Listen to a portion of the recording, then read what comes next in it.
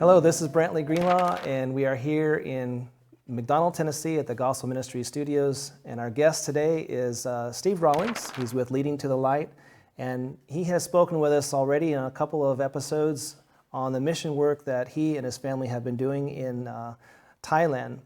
And today we want to focus on some current issues, not only the pandemic that everyone is involved in, but also the conditions in Thailand and Burma or Myanmar, the surrounding countries, and the impact that it's having on the mission work. So Steve, could you share with us how things kind of changed from the current missionary work and efforts that you've already provided and shared with us to how this COVID and the things that are going on there has impacted your ability and the missionaries there to function? How is that? What happened? Sure, yes. Before the COVID pandemic hit, we were running a Maker Hills program, which is a 10-day health program, every other month somewhere in Thailand. And when that happened, we were not able to do those anymore. So that was kind of a hard thing because those were reaching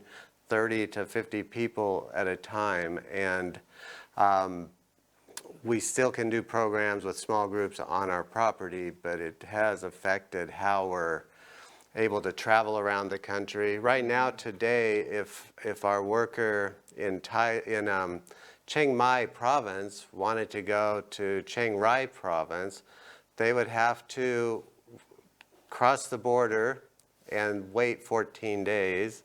Then they could work, and then when they cross back, they have to wait 14 days again before they can travel around the province. So that's been a huge problem. We have a few churches where we support community outreach, and we're down to just door to door, which we're told in the last days that we will be, our only method of sharing the gospel will be door to door. And so it's feeling like we're getting close, but other things that have been happening is we're printing literature, and we're not able to distribute that literature. One of our biggest projects is with children's Bible lessons. They're from Myanmar, or they're from My Bible First, and those lessons are being translated in the Karen language, the Burmese language, and the Thai language. And they're going forward with the translation fine. We were I was called earlier this year by the union president, the Burmese union president. We had given them 1,000 sets the year before. And his wife is a Sabbath school superintendent, and she just loved the lessons. But they were using those, and the Bible workers in the area were using those, and they were actually meeting with a group of monks who were going through these children's Bible lessons and really enjoying them. The president told me he was very happy with the translation, that whoever translated knew how to reach the heart of a Buddhist person, and they were really happy. And he said, can we get 4,000 more sets of those lessons? Well, I wasn't sure. I couldn't say no, so I said, sure, yes, we'll do that. I'll send the money. So I hung up. I sent an email to My Bible First and told them what the request was, and they sent right back, yes, go forward, here's the money to get it done. And so I know it's God's timing when it happens that fast. Something happens inside, you just feel like this is the person to talk to about this need. And it just comes together really quick. And so we had the money. I put it in I was ready to transfer it to Myanmar. I transferred it, and the very same day the money hit Myanmar, the Burmese military did a coup on the country, and they took over the whole government and the whole country. And that money was frozen in the bank, and the president couldn't get it to print those lessons. And so the money, fortunately, was returned back to me. And for 2 months, I tried to find a way. I made another attempt and failed at that. The money, fortunately, returned again. But Right now in Myanmar, the country is pretty shut down. They can't leave. Our workers who are in Myanmar, we have teachers and Bible workers, they can't come over to Thailand to our Bible school. They randomly shut down the internet and the phone services, and the banks are barely open now. They can receive small amounts of money, less than $500. And so we were having difficulty. How can we keep the gospel going forward under these conditions? And finally we decided I'll send the money to one of the pastors I work with in Thailand. That pastor took it to his nephew who lives who is a pastor at a church on the border of Thailand and Myanmar. So the union president drove 5 or 6 hours up to this man and collected the money, and then he was able to go back and start the printing. But I got a message from one of our students in the Adventist seminary, and he sent me pictures. The whole area is flooded right now. It's rainy season, and above that, the military, if you go out, they're randomly shooting people, and no one's really clear on who's going to get shot and why and when, and so people are afraid to go out. And then on top of that, the COVID is shutting down businesses, and the students said, we have a hard time finding food right now. So it's very difficult, and everyone is so distracted that the gospel's being covered up. The mission to spread the gospel is kind of secondary right now, which is understandable in those circumstances. But God's promised that the work will be finished, and we have workers in there. We have Bible workers planted in Myanmar, in central Myanmar, and we're working right now to build a clinic and for one of those workers, and then a house and a clinic and a church for the other one. And so the plan is still to keep growing. It's just going really slow now. The workers are saying that people don't want to talk to them because they're afraid of the pandemic. And so Satan is doing a great work to stop the message, but God's Spirit is going to be poured out, and it won't be able to be stopped. And so we continue at our Bible school to train workers. This year we were only able to train 4 students because in the past we average 15 to 25 students. Mm-hmm. But a lot of those students come from the Myanmar side. They come over, our school's right on the border, so they have permission to be at our school. And so they come there to learn how to spread the gospel through the medical missionary work. This year they couldn't come over the border. The borders are closed. Our school only was able to last, I think they taught for 2 months, and then we had to shut it down because of the COVID thing had closed all the borders in Thailand. So you couldn't travel from province to province. And it's just been very hard. We're still growing and we're still training, but it's been very hard to, it's not the same as it used to be. One more thing that is affecting us is with the military coup in the country, it's given the Burmese army more courage to start attacking Karen villages again.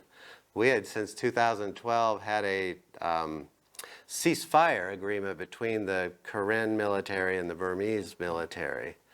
Well, when the Burmese took over the country, they decided they're going to start firing again, and they've been flying airplanes and helicopters over and dropping bombs since March. And we had just March in Thailand or in Asia. The school starts. It ends March 15 and it begins May 15. Well, at the beginning of March, the second week in March, bombs started hitting around our schools, and we had 3 schools fled into the jungle to hide. And well, they sent me a picture. It's the last week of school. It's test week, and we have this picture of the kids lined up in the forest on the ground taking their final tests.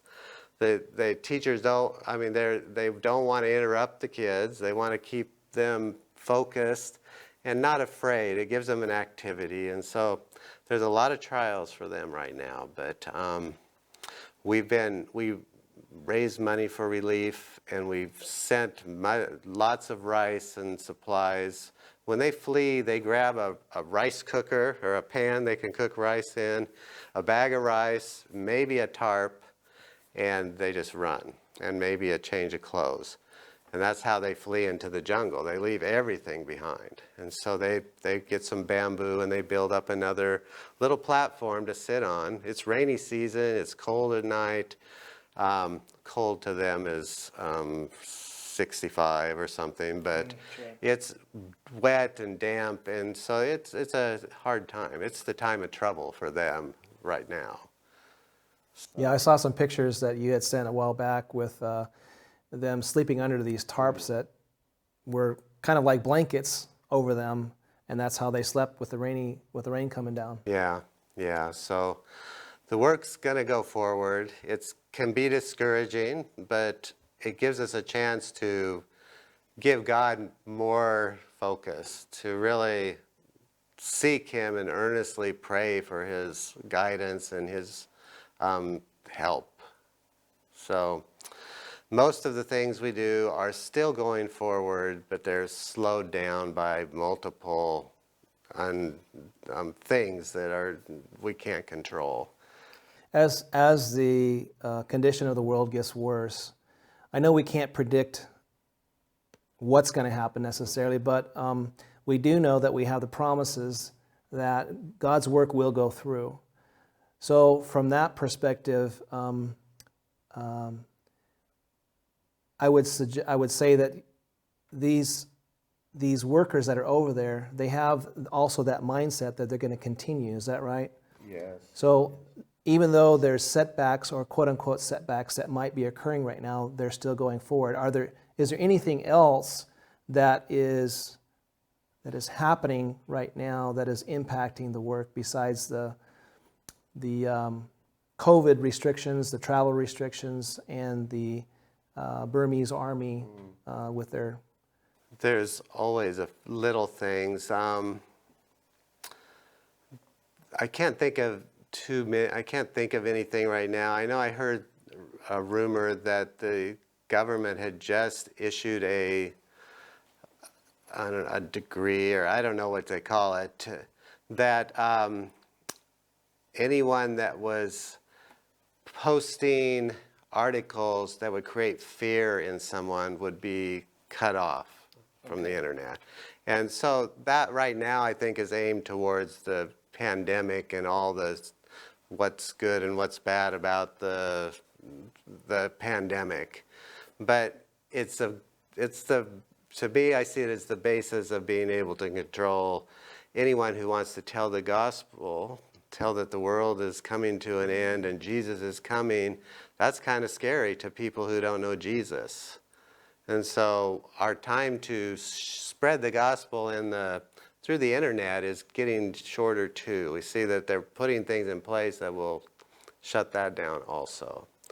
But the workers, I send them just little encouraging, how's it going, what's happening, and that really encourages them. And when they know that we're over here praying for them, that gives them courage to go out and try to find one more soul. And so if you can pray for the people in Asia also. I mean, I was just at ASI. And ASI, there was about 200 different ministries there, all promoting their corner of the world. And as I talked to a few of them, I learned that they're having the same issues there. The work is getting harder all around the world. And so we here in America, we can at least pray for the missionaries. And we can pray for them, for God to send more laborers. It's a little, in the 1040 window, that area that includes mostly Southeast Asia and some of the Middle East and Africa, there are millions of people that they have no option of the gospel. They've never heard of it. When you ask them, have you heard about Jesus? They say, what is Jesus? They don't understand at all. And so it can be overwhelming to think about how can we let these people know before it's too late for them. So during these crises and what's going on right now, are you still able to get supplies to them, funds to them? What's happening there? Are they totally isolated, or are you able to do things for them, supply? Yeah, in Thailand it's still pretty easy. Things go well. The first day of every month, there's 12 bank accounts I transfer money to so that those projects can carry on another month. And but in Myanmar, the borders are closed between Thailand and Myanmar, and we do have difficulty. Two of our schools are right on the river, so we can get a boat over with rice and supplies for them. But when we go to, but there's one school that is still out in the jungle, and we can't carry rice to them. So one of our Bible workers has been able to go through the back door and work his way over to where they are, and we give them money. And there's about 300 people that are hiding in the jungle still. And I think there's 60 of those 300 are students in our school. But so he gives each family $50, and I think we've done that twice. Now these families, they can go find a village that isn't affected, and they can buy supplies from those villages. But the villagers know that this is a crisis, and they're raising their prices because they see they can have an advantage. And so the funding is not going as far as it could, but they're being helped the best we can do it. And yeah, so it's hard to, if they're in Myanmar, they don't have it's not easy to support them. But Thailand, we're still funding, and everyone can work within their own province, which is plenty of work to do. And yeah, we're still growing, even at the radio station in Ubon province. We just hired another worker last week, and that worker will be teaching cooking classes and English to children, and then on Sabbath they'll be preparing a meal for the community, and then the community can stay for the meeting afterward if they want to. And so it's just another way to connect the gospel to the people. And so we're still advancing the work. It's just not as easy. And we know through the spirit of prophecy that it will get more difficult. We're already seeing that difficulty, but it's going to get worse. Yeah. Well, yes. Is there anything else that you would like to share with us? Well, probably the biggest need we have now is infrastructure, just places for the people to come and do their work. Health centers, churches, clinics. We need just a building so that the people in the community know that's the place to go to get help. And then it brings people together so that the workers can reach more people at one time. And so we have plenty of workers that we can still move around. Just getting a place for them to locate a building in a location that is no understanding of the gospel is our focus right now. Okay, and I know that there are organizations who have sent people overseas to build and to create structures, but it's a little bit different over there. Explain that a little bit. Yeah, so in Thailand, the people are so poor, but they're good at building. If we were to bring a group over from America to build a church for us, it would probably take, well, they wouldn't be able to build it all in the time they could stay. They would be taking money away from the local economy, which we always try. We want to build up, wherever we're going to plant a building, we want the locals to know we're in it for them, and we're hiring them to help us build that building. We're benefiting them. If we bring an outside group in, Now it's not their project, it's some foreigners came and built this building, what are we going to do with that?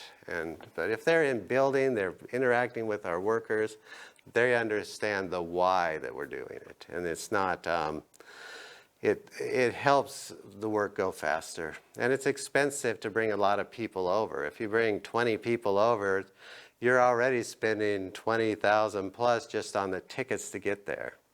We can build a whole building and support a whole bunch of people with $20,000. And so we haven't used any outside help. Oh, that's not true. There is a group from Australia that likes to come and build. And so they build metal buildings, like they've done a couple of school buildings for us. But they come, they stay until the project's done. And it's usually just for our education. It's not for planting in an area that doesn't have any knowledge of the gospel. So we can use, yeah, right now we don't have projects like that available. So it's, I guess it's key that, that what you've learned by going to Thailand is that it's important to blend with their culture in a sense, so that they see that you are there working with them, you're part of them. You're not there to take over, you're not there to dictate to them, but you're there to help them. And as you explained in some of our earlier videos, or earlier sessions with you, that it's through the gospel's medical arm of the message is the entering wedge. And that is a process that will continue through the end, as we know, because this pandemic that is going on is going to get worse. And the lives of the people will be impacted. And so the need for medical treatments and support is going to actually increase. Yes, yeah, for sure. And so our future direction is to train more people. Through our 4 schools, they're already getting these are 1st through 12th graders. They're already getting a knowledge of Jesus and of the medical missionary work and the gospel commission. So by the time, our goal is by the time they graduate, which I guess we'd call that a long-term plan. By the time they graduate, they're ready to come right to our Bible school and then be placed into a work. And not all will go that route, but each year we get a lot of workers. And also through our 5 dormitories, that's about 150 kids. Out of those 150, we'll get 15 or 20 kids that they'll join the foundation and become Bible workers. And so, and even workers in our office and taking over the dormitories and the cooking and the Bible and the worships, and they learn how to be leaders before they graduate. They already know how to grow gardens. They already know how to go into a village and plant a church, make a program, lay out a program for the whole weekend, who's going to do what for the weekend. And they're totally comfortable when they graduate to be put into a position of leading out in a church or even taking over the dormitory, being the head of the dormitory that they just graduated from. Because they have an understanding of the mission of the foundation to spread the gospel, and they know that using the health work will be the most effective. So we're going to put a link here on the screen that people can go to actually contribute to the work that is being done in Thailand. Are there any special needs that you want to point out here that they could really contribute to that would be important right now? One would be the salaries for more workers. That would help us a lot. The one I just hired last month, I just am using unrestricted funds. I would hire more. We have more positions available, but yeah, we need to build up a bigger fund base so that we can just, when the opening happens, we can just say, find someone. Or most of the time they call me and say, we have this guy who's really committed and consecrated worker and doing a good work already. We want to use him for our project. Can you support him? And so they're there. We just need funding to go forward. And I say yes anyway, and the funding comes. But it would be nice to know that we could just hire 10 more people this month if it was possible, without waiting. So Wonderful. yeah. Well, thank you so much, Steve. Yes. It's been a pleasure to get to know more about what the work is being done in Thailand. And we know that God will bless as we co-labor with him. And I just want to say thank you for taking the time to share all of this information, all these stories. And I would encourage everyone who's watching this that really search your heart to see if God is calling you to come and work in some capacity in the mission field or even here at home. The time is getting short. Jesus is returning soon, and we can be a part of that process of winning more souls for Christ. So thank you once again for watching. Thank you, Steve, and may God be with us as we continue to work for him.